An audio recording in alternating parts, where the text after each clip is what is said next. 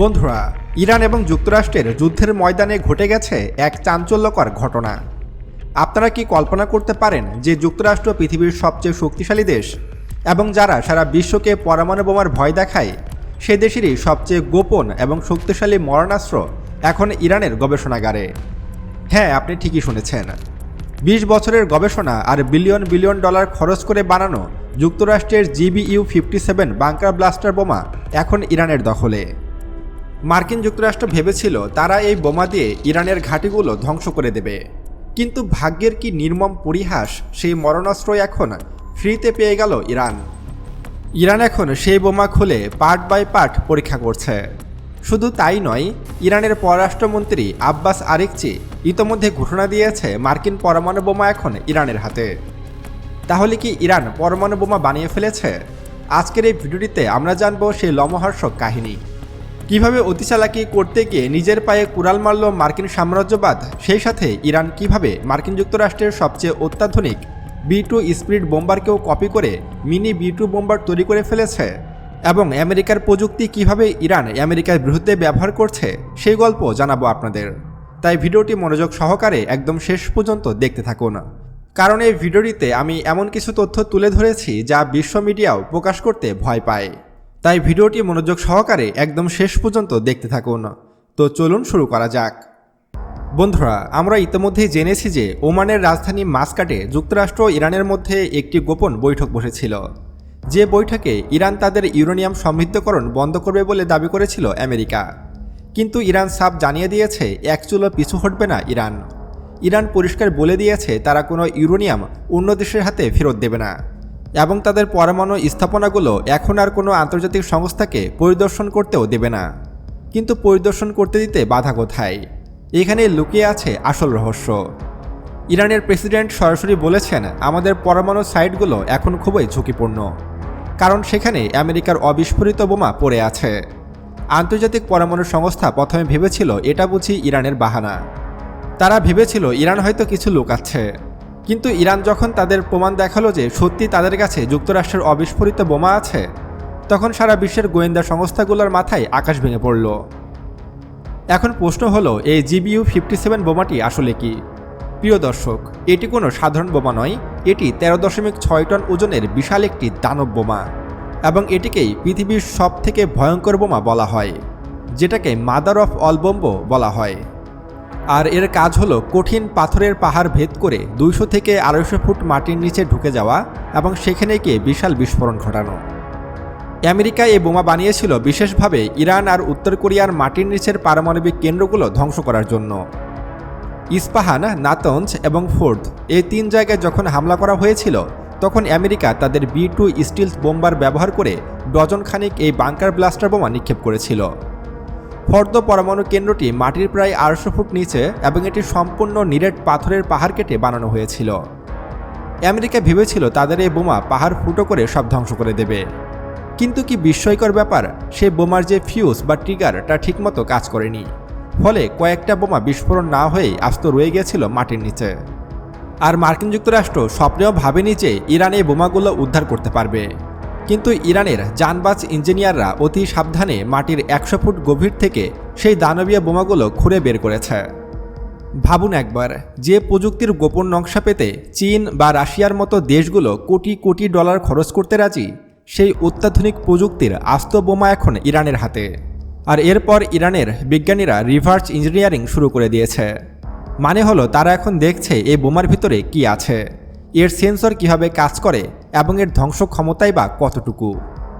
এর আগেও ইরান আমেরিকার বিখ্যাত ড্রোন RQ-170 মাঝ আকাশ থেকে নামিয়ে এনেছিল, এবং তার হুবহু কপি বানিয়ে সারা বিশ্বকে তাক লাগিয়ে দিয়েছিল। এমনকি ইসরায়েলের স্পাইক মিসাইল কপি করে তারা বানিয়েছিল তুফান মিসাইল, যা এখন মূল ইসরায়েলি মিসাইলের চেয়েও বেশি শক্তিশালী। আপনারা জানলে অবাক হবেন, ইরান B2 স্পিরিট বোম্বারকেও কপি করে ফেলেছে, এবং ইরান তৈরি করে ফেলেছে মিনি B2 বোম্বার, যার নাম ইরান দিয়েছে শাহেদ 191। এটি মূলত ইরানের তৈরি মিনি সাইজের B2 বোম্বার, যেটার প্রযুক্তি মার্কিন বিমান B2 বোম্বারকে কপি করে তৈরি করা হয়েছে। আপনারা এখন স্ক্রিনে যে ড্রোনটিকে দেখতে পাচ্ছেন, এটি মূলত আমেরিকার যে B2 স্পিরিট বোম্বার রয়েছে সেটাকে কপি করে ইরান তৈরি করেছে। এবার পালা এই বিশাল বাংকার ব্লাস্টারের। আর শুধুই কি বোমা, ইরানের হাতে এই বাংকার ব্লাস্টার মানে হলো ইসরায়েলের মৃত্যুঘণ্টা বেঁচে যাওয়া। কেননা ইসরায়েল এতদিন গর্ব করত তাদের আয়রন ডোম নিয়ে। তারা ভাবত মাটির নিচে লুকিয়ে থাকলে তাদের কেউ ছোবে না। কিন্তু ইরানের রিভার্স ইঞ্জিনিয়ারিংরা এই নতুন বাংকার ব্লাস্টার ওয়ারহেড যখন নিজেরাই ব্যালিস্টিক মিসাইলে যুক্ত করবে, তখন আর ইসরায়েলের মাটির নিচে যেসব বাংকার রয়েছে সেগুলো আর সুরক্ষিত থাকবে না। তখন ইরানও মার্কিন যুক্তরাষ্ট্রের মতো শক্তিশালী বোমার অধিকারী হবে। কারণ এই মিসাইলগুলো আকাশ থেকে ধেয়ে এসে সরাসরি পাথরের পাহাড় ফুটো করে ভিতরে ঢুকে যাবে। ইরানের এই প্রযুক্তিতে এখন এমন এক গাইডেড সিস্টেম যুক্ত আছে যা নিখুঁতভাবে শত্রুর গোপন আস্তানাকে লক্ষ্য বানাতে পারে। এর মানে হলো নেতানিয়াহু যে বাংকারে বসে যুদ্ধের পরিকল্পনা করেন, সে বাংকারও এখন তার কবর হতে চলেছে। এবং মার্কিন যুক্তরাষ্ট্র যারা বিলিয়ন বিলিয়ন ডলার খরচ করে এই বোমাটি তৈরি করেছে, তাদের সেই প্রযুক্তি বিনা খরচে পেয়ে যাচ্ছে ইরান। এর থেকে ভালো কিছু আর হতে পারে না।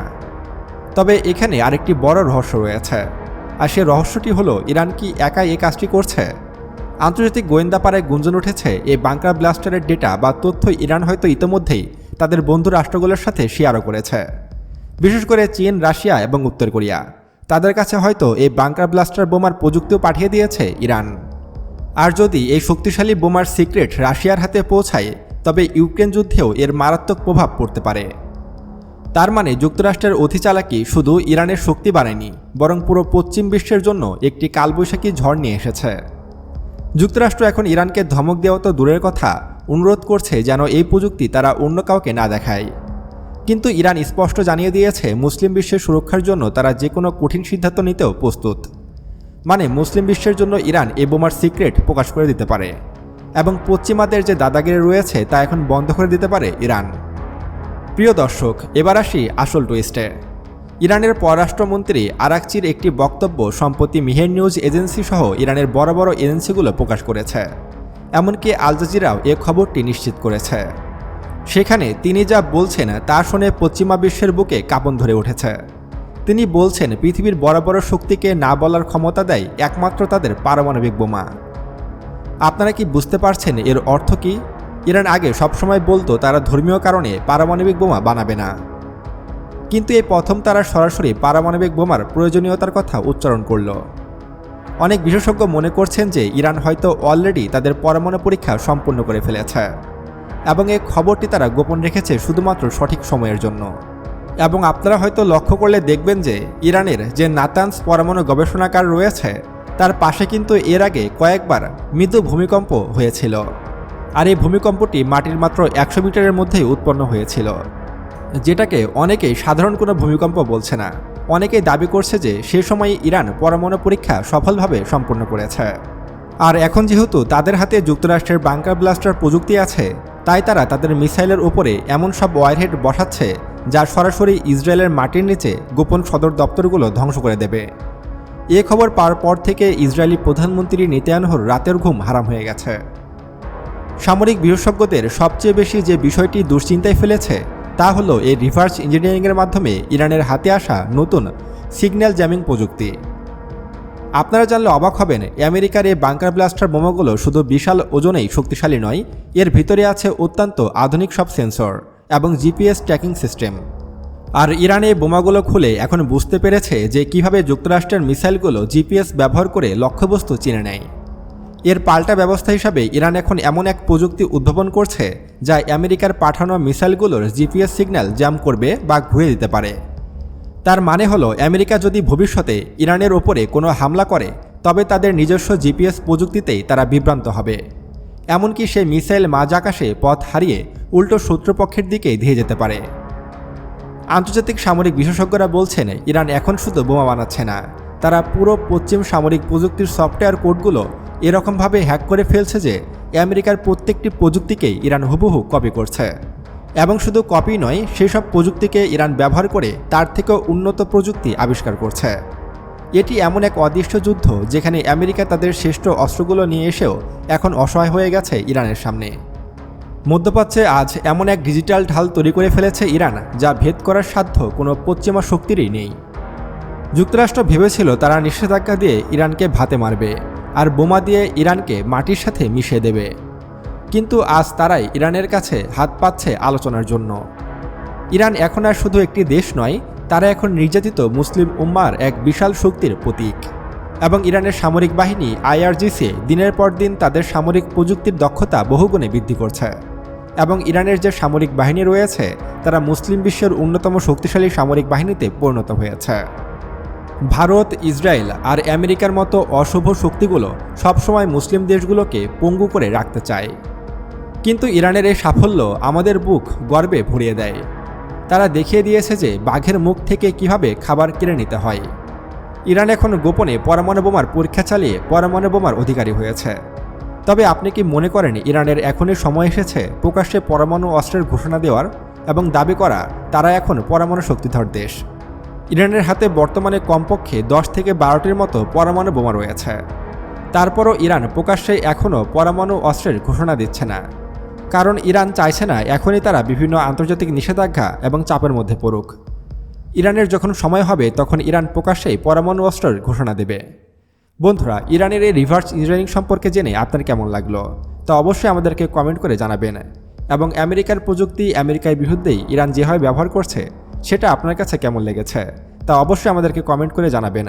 এবং আরও এমন ভিডিও পেতে এখনই আমাদের চ্যানেল সায়েন্স বিডিকে সাবস্ক্রাইব করুন এবং পাশে আসা বেল বাটনে ক্লিক করুন। তো দেখা হচ্ছে পরবর্তী ভিডিওতে। ততক্ষণ পর্যন্ত সুস্থ থাকবেন, ভালো থাকবেন। আল্লাহ হাফেজ।